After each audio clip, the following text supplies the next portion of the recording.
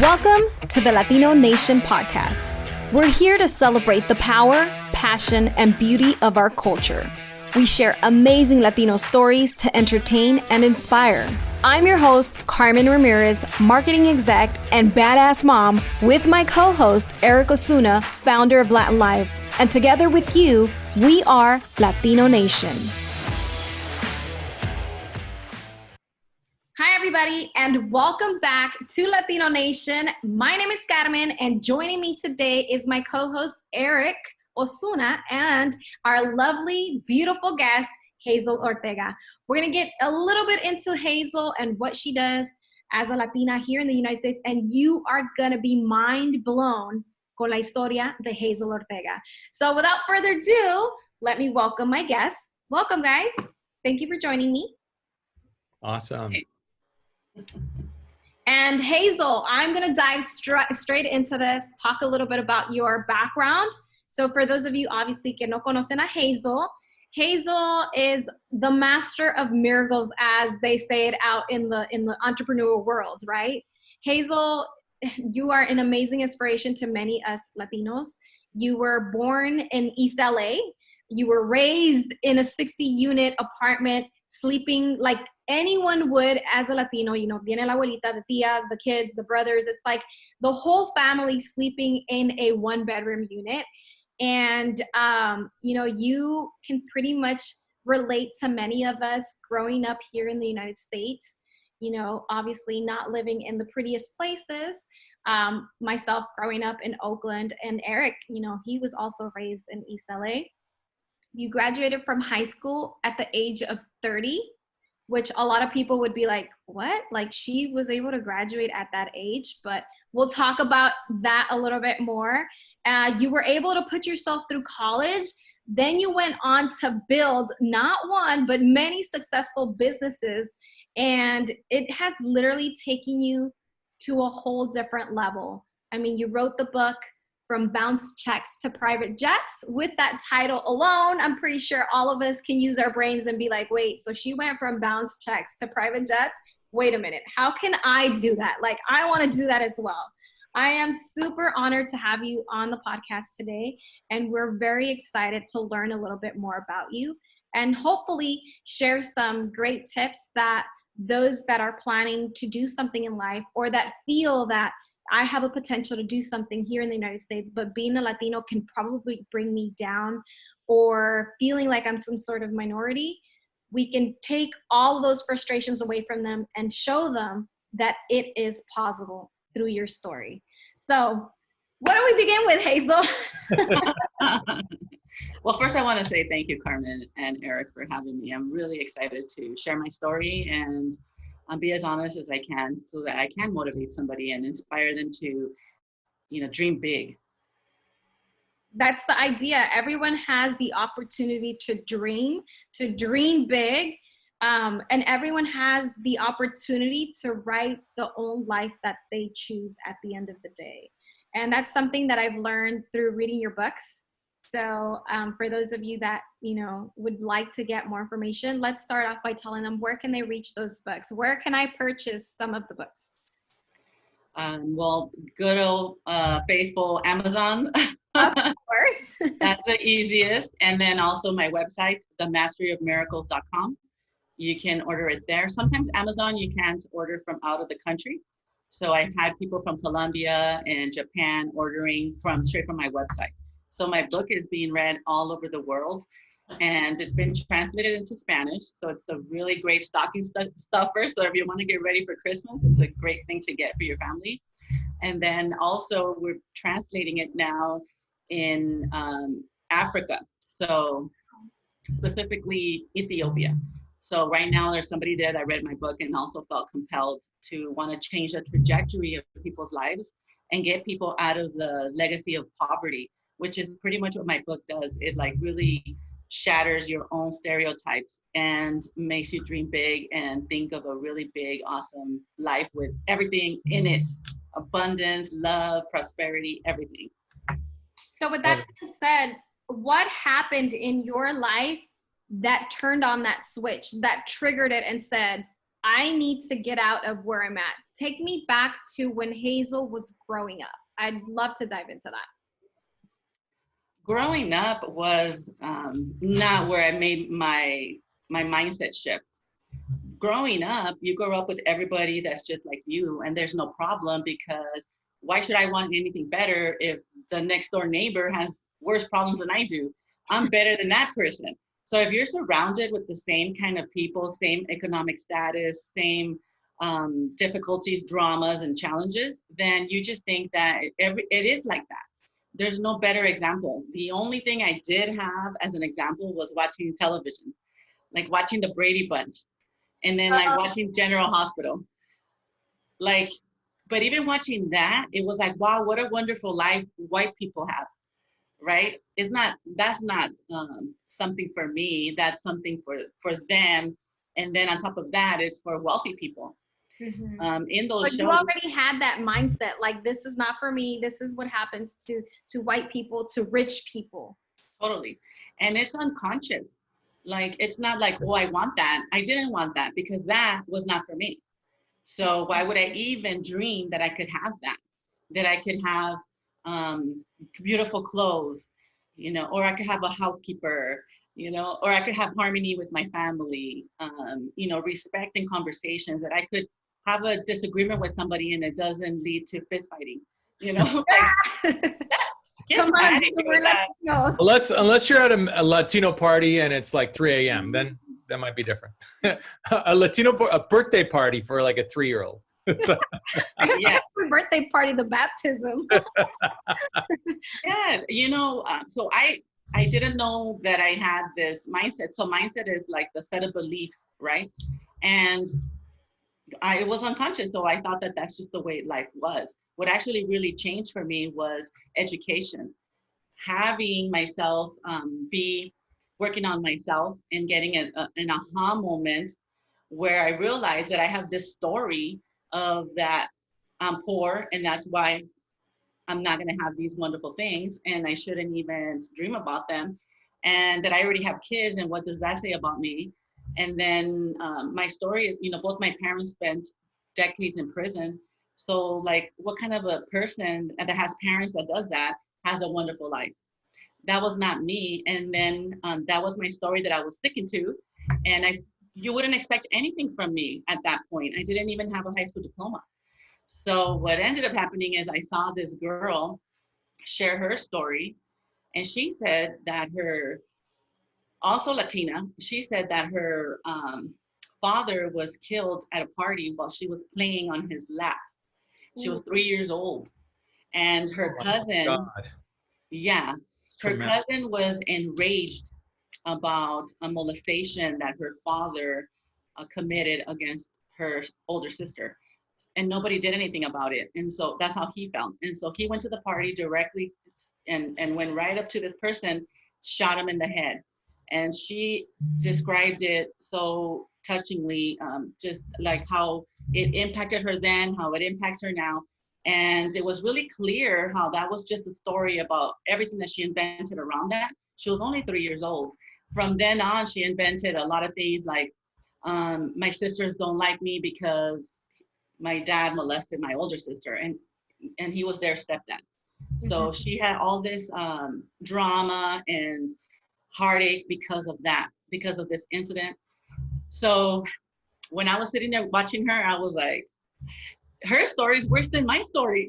I can't think of anything worse than that, like having your dad killed right in front of you. And so I couldn't hang on to my story anymore of both my parents being in prison. And now, how old were you when your parents were in prison, and how did you go about that? Well, my dad, by the time I was born, my parents were already separated. He was a drug addict. He was a heroin addict for most of his life. At 63 years old, he died of heroin-related complications in his health. He was in and out of jail all my childhood. And my mom married and divorced many times when we were young. She didn't know how to solve her problems without violence and fighting. And so because of that, she ended up getting into an argument with her boyfriend, and she was pregnant at the time. So she got a gun and shot and killed him before he hurt her while she was pregnant. Yeah, so then my mom ended up becoming a fugitive for 5 years before going to prison for 12 years. Yeah. So that was my story. That's what I was walking around with. Like, how old were you when all of this was happening? I was 21 years old. Wow. Yeah, and when this was happening, my 9-year-old sister came to live with me. Then my mom was a fugitive and she had the baby. So she had a 1-year-old when she ran, and then she was pregnant. So then she had the baby. And then at 5 years later, when she went to prison, those little boys came to live with me. And so I raised my 2 little brothers as well. So at home I had, at 21. yeah, I had all this responsibility. And then the older siblings, because there's 7 of us, the older siblings also younger than me, but not as young as the 3 last ones. They were 19 when this happened. They were twins, and they dropped out of college and they came back home, and everybody was living with me. And I was the one working. I had an older sister, but she was living in Texas. So this really just changed all our lives. Just kept us with the story. Like, you know, this is as good as it gets right now. And our life is going to be probably filled with a lot of drama and problems and hurts always for the rest of our lives. Right. I mean, it's interesting that you had that mindset. You mentioned it earlier. And a lot of people can relate to that story. I mean, how many people can relate to their parents being separated, or their parents not necessarily being a drug addict, but being an alcoholic? You know, it's kind of like there are very, very many similarities in the life of anyone that is listening to the podcast right now. And with that, you know, importance is to just talk about, you know, how that mindset, that switch, like you came from the worst. I mean, I thought the little girl with the 3-year-old that she's sitting on her dad's lap was the worst story. It's like, honestly, I would have rather have lost my parents at a way younger age than had to have gone through all the stuff you went through. Like, that's insane. I can just imagine. You know, you're 21, you said when all of this was happening, you become a mom. What happens next? What switched you? Besides listening to this girl's story. Well, what happened then was I was thinking about, like, yeah, my story is not the worst story, and I couldn't hang on to it anymore. It was gone. So once you have an aha moment and you see life differently, you can't go back to see it again the same way. So I started to work on myself even more. I was in school. I kept going. I didn't quit. First, I got my high school diploma at 30.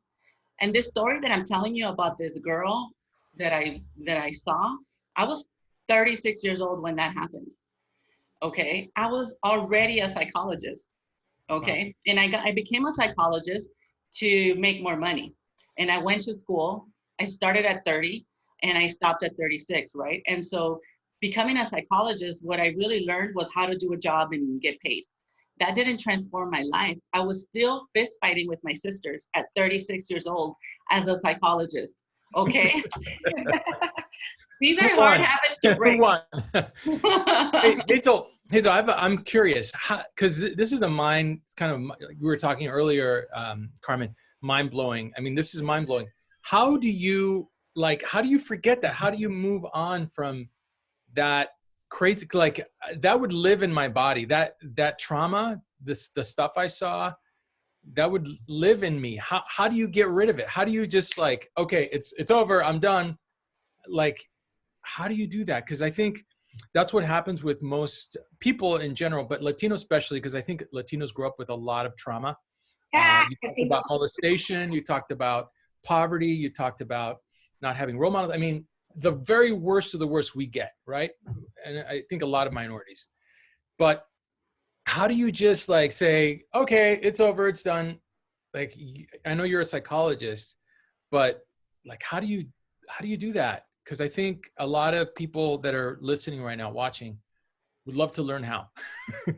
Yeah, what makes it really hard is because you don't see yourself like that, because you've never seen yourself as somebody who's at ease, who's calm, who doesn't have the drama in their lives, that doesn't have to fight for everything. because that's all you've known, right? It seems natural, like that's who I am.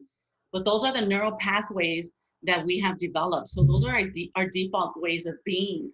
The minute that you find out there's a better way to do things and you have a successful outcome, even if it's a really small win, you keep on doing it every day, and you build new neural pathways. So for me, education is what changed my life. When I knew that I didn't have to be this way, like I didn't have to fight for the things that I want. And I still, those traumatizing events that you're talking about, I mean, I've had my cousin killed in a drive-by shooting. I have another cousin killed by the police. I have a best friend who was stabbed when I was only 12 years old. And then my mom doing what she did. Like, these are really, yeah, you're right about it's traumatizing and it stays in your body. But every day you're doing something that's lessening the effects of that, which is building new neural pathways. So every day that I solve a problem that doesn't lead to me gossiping, being upset, feeling it in my body, it deepens that neural pathway, which is like a freeway, right? So there's many ways to get to downtown LA. You can take the freeway that you default to, or you can take the scenic route. You know, there's different ways of getting to the end goal, right? And so when we understand that, every day that you didn't get into a fight, every day that you started to dream a little bigger, those are neural pathways. And now I default differently. Do I still have the, you know, like can I still, you know, want to throw down with somebody? Yeah. Yes. And what I think that's awesome. Now you throw down in a different way though. Yeah, no, I'm like, wow, the old me would have done something right now. I'm so proud of myself. I think everyone's proud of you now. Would you say that the reason you chose psychology was because maybe deep down inside you thought, if I am able to control the way I'm feeling, then I'll be able to help myself? Or was that just, I really need the money and the one that's making the most money right now is psychology? Well, another really good thing to talk about is like your circle of influence, right? So I was very blessed to be at a job where I had a Latino lawyer as my boss. And he is the one that told me that I should be a psychologist. Wow. He saw some talent in me. I was a secretary and I was helping injured workers who couldn't go back to their job, helping them navigate to get all of their benefits, their temporary disability, their permanent disability, their settlement, their medical treatment, anything that they needed. And during this time, it's very distressful. People commit suicide, families break apart, there's no money, they lose their homes. So the attorney told me, you know, you're really good at what you do. I think you should be a school psychologist. I think you should be a bilingual school psychologist. And I did what he told me. He could have said something else and I would have been something different. Right? Yeah, I'm glad he didn't say anything else, an accountant or bookkeeper. But psychology was like amazing. That's where I really found out about myself, because to be a psychologist, you have to have 10 hours of introspection a month. So you have to work on yourself. And that being the practice that I actually have kept going on to this day. Right before this podcast, I was learning how to be a global speaker. Nice. For my next stage of my life and what I'm doing. And so I'm always learning, always trying to be the best and bringing out like the gold in me, which we all have gold inside. We just have to discover that. Right. Now you talked about the circle of influencers around you. You said you had this lawyer that was helping you, who was also Latino, who believed in you. I'm grasping that the only thing you need is one chance of hope, one person to believe in you, which could be, and sometimes yourself, to grab on from that and keep moving forward. I feel like as Latinos, we feel that maybe the minimalist win, say today I woke up this morning, I actually made it to my meetings on time. That's an amazing thing to accomplish as a Latino, because Latinos always get to everywhere late. But I think that something that has worked for me, and I personally speaking, is celebrating the small wins. Like you were saying, you're going to nourish that positivity in winning, even if it's the littlest thing, like getting or waking up on time or not hitting the snooze button, just waking up when that alarm went on. it's changing your mindset. What helped you along the way when you were in school with the lawyer? Did you read anything? What was your morning routine? You would wake up, what would you do? Well, when I was working, I was married and I had 3 kids. So I was working from 9 a.m. to 5 p.m. as a legal secretary. Then I would go to school from 7 to 10.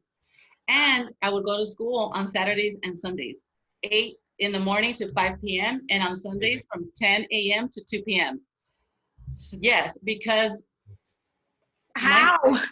Yeah, right. Yeah, Carmen's like she does all of this. Yeah, I had support, right? While I was working, the kids were either in school or at my mother-in-law's house.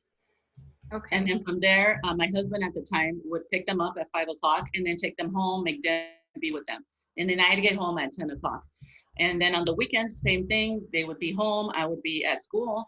But I was very motivated because I thought I was, once you have kids, like I just want to do the best that I could and have the best possible life to offer them.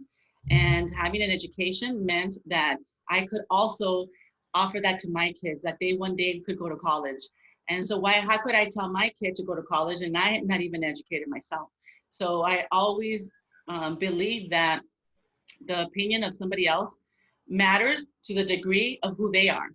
So if somebody who never went to school tells me college,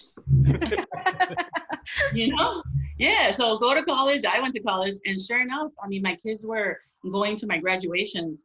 So my kids were there at when I got my associate's degree from East LA College.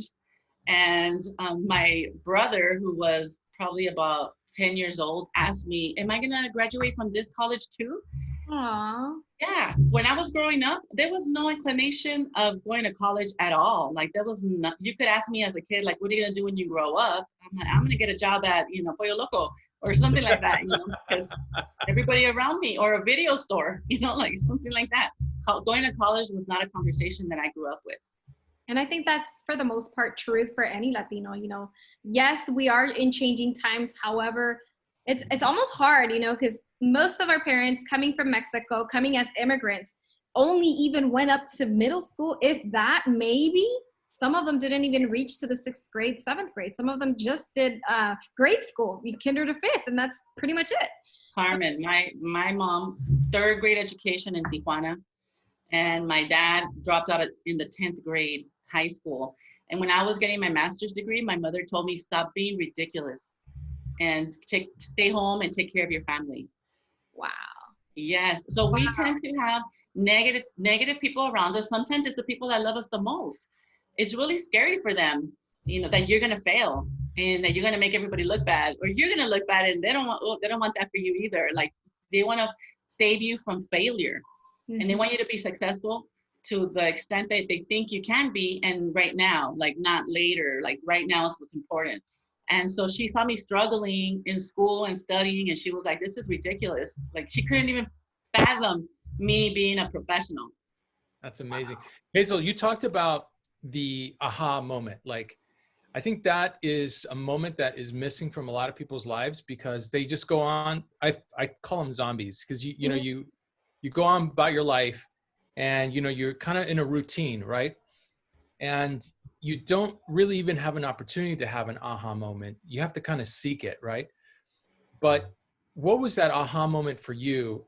And how would you tell people to look for that aha moment if it's not coming? How do they look for that aha moment? And what was your aha moment? What did that look like? Eric, I'm so glad that you asked that. That's a very, very important question. What my first aha was that I was hanging on to my story, right? So once I blew that myth, story gone. I can't hang on to that. I can't use that as an excuse anymore. So here I am now, 36 years old. I'm a psychologist. You would think I made it, but I know that I didn't make it, right? I'm still fighting with my sisters, and I'm making $70,000 a year, and I'm not really home with my kids, And so somebody asked me, where do you see yourself in 5 years? And I could not see anything different than what I was experiencing today. So tomorrow looked like Groundhog Day. Like every day looked like it was gonna be just like today.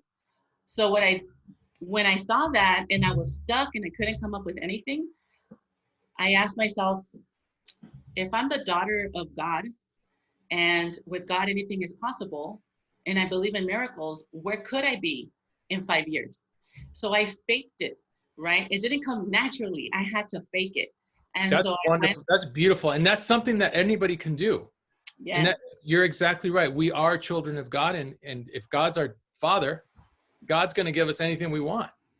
Exactly. A car's passing by.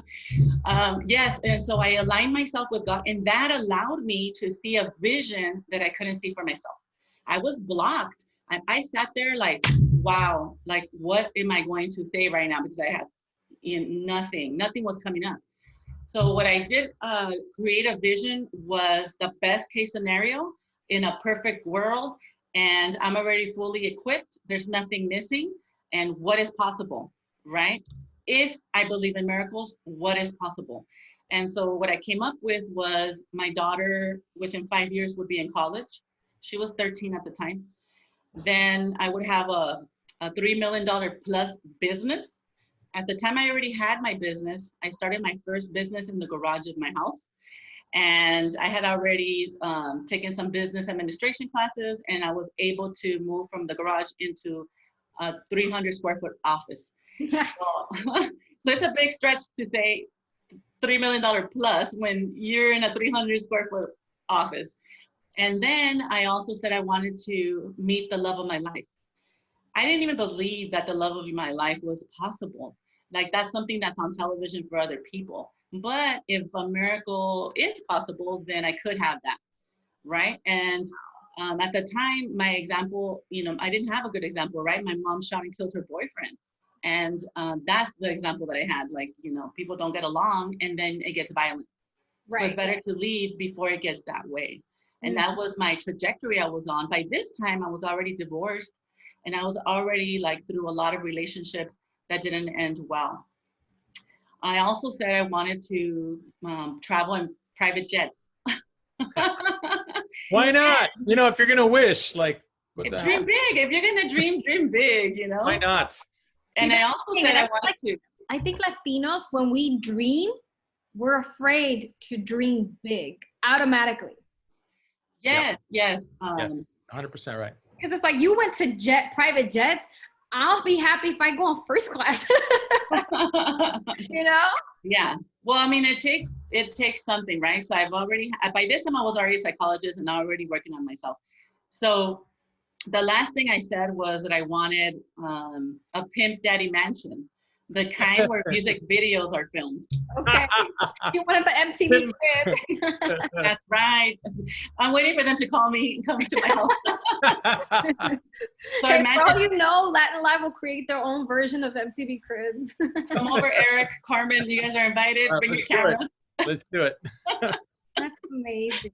So yes, I came up with all of this, and then I came up with all the details of that. So I was very specific. And the reason why I said Pimp Daddy Mansion, the kind you see in videos, is because that's the only time I've ever seen the mansion was in music videos. Right. I had never seen any mansion. I had no friends with even a swimming pool in their house. So it was a really big stretch for me to ask for that. And then I said it would happen within 5 years. I put down the date. And in 2 years, I had everything. Everything. Nothing was missing. Oh my God, are you listening to this, Eric? I mean, listeners, are you listening to this? Yes, I think Hazel, you said some really important points. One is to kind of break the wall and not hold yourself back, right? And to dream whatever the hell you want. Number two is, you said another really important thing is to write it down. Mm-hmm. I don't know how you feel, but I've heard a lot of people successful like you that say, write it down. And to sort of envision what your future is going to look like. Yes, that's exactly. Have back there, Hazel? I see you have you have like a frame behind you, and there's like a lot of writing. Is that your envision? Because the only thing I can read out, it says want. So this is my Miracles Manifesto. Okay. So everything that I speak about is about miracles, because the minute that you explain a miracle, it ceases to be a miracle. So for me, like a plane staying in the sky is a miracle. And I thank God for that. The minute that you tell me, oh, well, it has engines and it does this and this, then it ceases to be a miracle. And when we want to say that we want to have, you want to be the #1 Latina nation speaker in the world, and that you're going to impact 1 billion women, the minute that you start to see that that's very hard to do, and it's going to take a lot of money, and it's going to be, then you kill your dream. Yeah. So if you believe in miracles, you could be that tomorrow. Somebody could discover you today, in the next Amen. hour.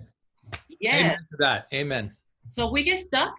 You know, what stops us from dreaming big is that our mind tells us, yeah, right, not you. You're the lazy guy. You're the one that doesn't wake up, you know, before 8 o'clock. You're the one that doesn't read. So that's how we know ourselves to be, and our mind will stop us. But we could change at any moment. We could get motivated, and in a nanosecond, we could change our lives. Well, you know, you said something really important, Hazel. You said that you look at an airplane and you go, that is a miracle. Well, you know, before there were airplanes, people thought you're crazy. Like big pieces of metal are not going to fly through the air, right?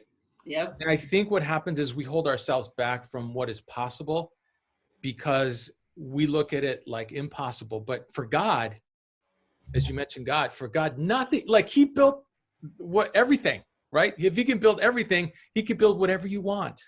Yes. That's through you. That's a mindset. That's a like you mentioned earlier, it's something that you have to change within yourself and not expect someone to come and tell you, hey, you know, go on, do it. You will have influencers, you will have people mentoring you, but that change has to come from within. You're saying believe in miracles, and I'm curious about your wall as well.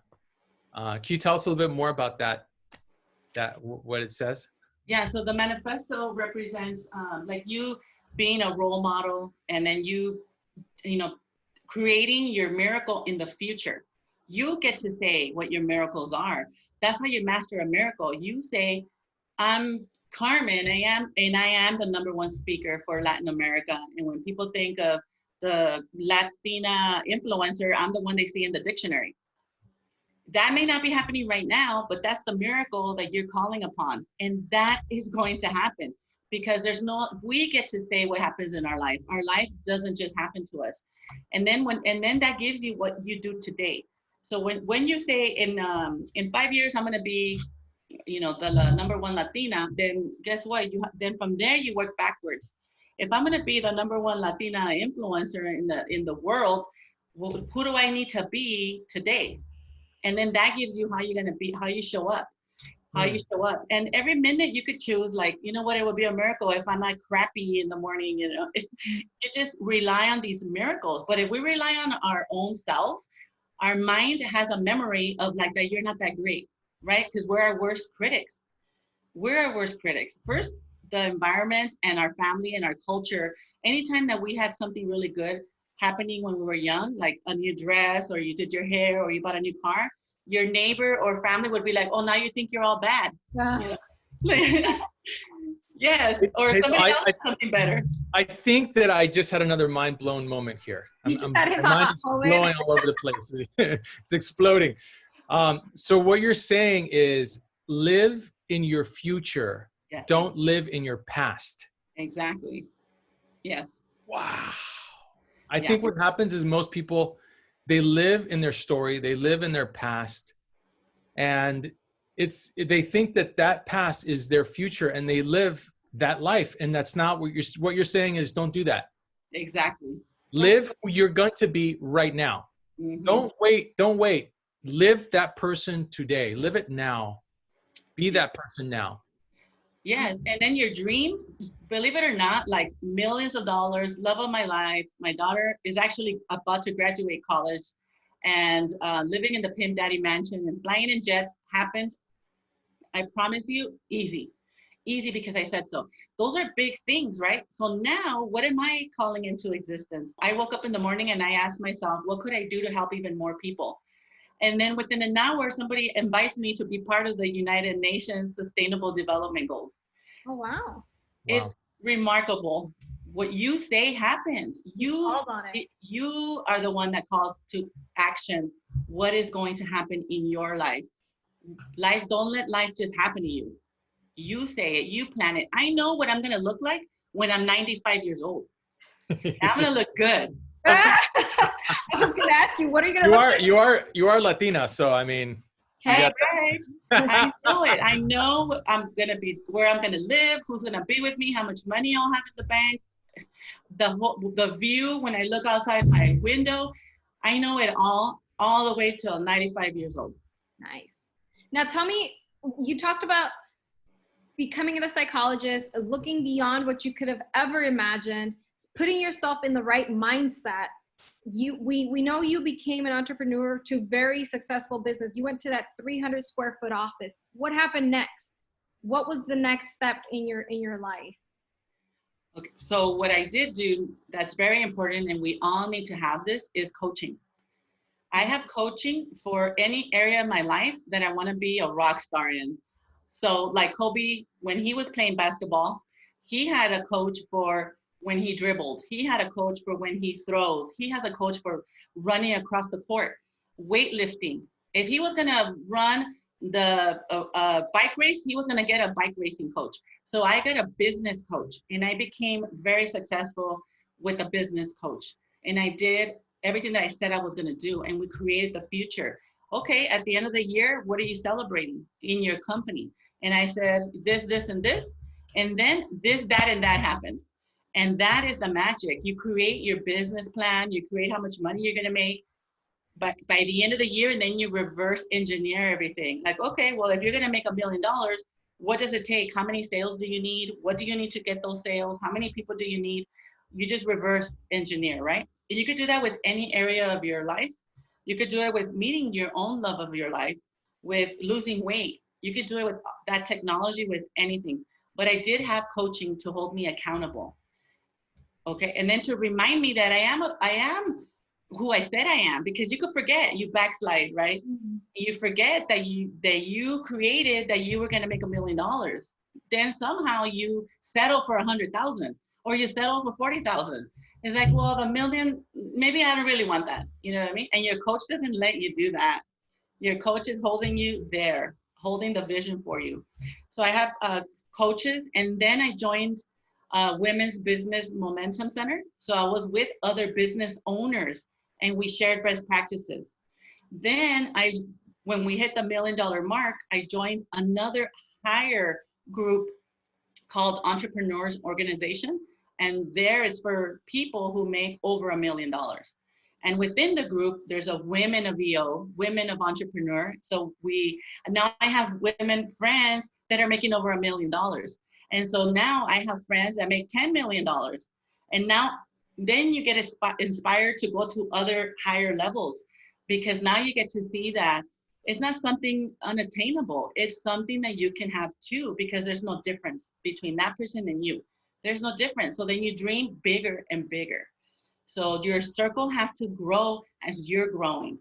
Definitely still have your friends, but spend the majority of your time where you want to go. Be with people that look like where you want to be. They already learned what you want to learn, and they already are making what you want to make, and they're doing what you want to do. Hang out there the majority of your time. So be important of who you hang around with, so that way you make sure that the person you're surrounded by has the same type of goals. It's kind of like what our parents usually say when we're growing up, no? They say, dime con quién te juntas y te diré en quién te convertirás. That's 100% true. Yeah, I did learn. I told my mom, I'm so sorry that I doubted you. You were really always right. That's incredible to tell your mom after all the stuff, you guys went through. I think we've learned so much, Hazel. I'm so appreciate about this whole talk. It just goes to show that definitely, yes, things can happen. Things will happen. It just has to come from you. You wrote a book. It's a very interesting book. I highly recommend many people to read. And that's From Bounce Checks to Private Jets. You also have a lot of other stuff going on. You have you're telling me you want to be a worldwide speaker. Tell us, where can we find all this information? Who can connect with Hazel and where? You can connect with me at themasteryofmiracles.com. And what I really want all the listeners to do is to create a vision for their lives. And I have a free vision download. It's the exact questions that I used to create that vision that I mentioned earlier that resulted in making millions of dollars. That is what I'm giving for free on my website. You just have to enter your email and you'll get it straight to your email, and it has a downloadable worksheet. So you could create your next 5 years. And then please share it with me. I would love to know the insights, because it changes something in you. Even though you don't have it yet, just the vision is so inspiring. People that have done it tell me that they have butterflies when they see their future. Yes, so I love it. This is my purpose. I want people to end the suffering through creating their new selves in the future. So my website again is themasteryofmiracles.com. Oh, and the baby shows up. And you know, I think it's amazing that, you know, we're in a difficult situation right now. COVID has hit everyone hard, but the fact that everyone can still be positive and we can seek up to people and entrepreneurs that have made some difference, and you continue to share your story, because now you have ways for people to access or even get connected with you in some sort of way. So we're going to leave the links down below for everyone that is watching this video or listening to the podcast. You could definitely go to the details and find all of the links to get a hold of Hazel, her books, all the amazing stuff she's accomplished. And if there was one thing you can tell a Latino at this point that feels like life is not even worth it, that being a Latino is hard, what would be that one thing you'd share for that person? I would say always be grateful. You're alive. That's the best thing. The best asset you have is life. So you look outside your window and see the beauty in the trees, write it down, be grateful, and then write down your miracles. How could life look like if there was a miracle? And hold that vision. That is amazing. Well, thank you so much, Hazel. We know we set a schedule for you today, and we're very appreciative of everything you shared. You've just inspired many of us to know that miracles do happen, can happen, and only will happen if you want them to happen. And Hazel is proof. Yes, living true. Wait, do you really own a millionaire house? Hey, if you look in the dictionary under miracles, you'll see my face. Yay! That's what I'm talking about. It's been a pleasure, Hazel. Thank you for joining us here on Latino Nation. If you're just tuning in, if you're just listening to the podcast, you haven't ever heard of it before, make sure you subscribe, listen to the episodes. You're going to learn a lot. Being a Latino in the United States is not that difficult. You got to make your ways and connect with the right people. And through this podcast, we're hoping to make that journey a little bit easier. My name is Carmen. Thank you for joining us. We'll catch you guys on the next episode. Thank you. Peace. Thanks for joining us today. We are the Latino Nation podcast, presented by Latin Live. I'm your host, Carmen Ramirez, joined by my co-host and founder of Latin Live, Eric Osuna, produced by yours truly, and our second engineer and editor is Francisco Patch Fuentes. Our tech director is Jose Moreno. Our graphic guru is Laura Tinoco. And we're executive produced by Mr. Eric Farber himself. Latino Nation is produced by Hustle and Flow Productions.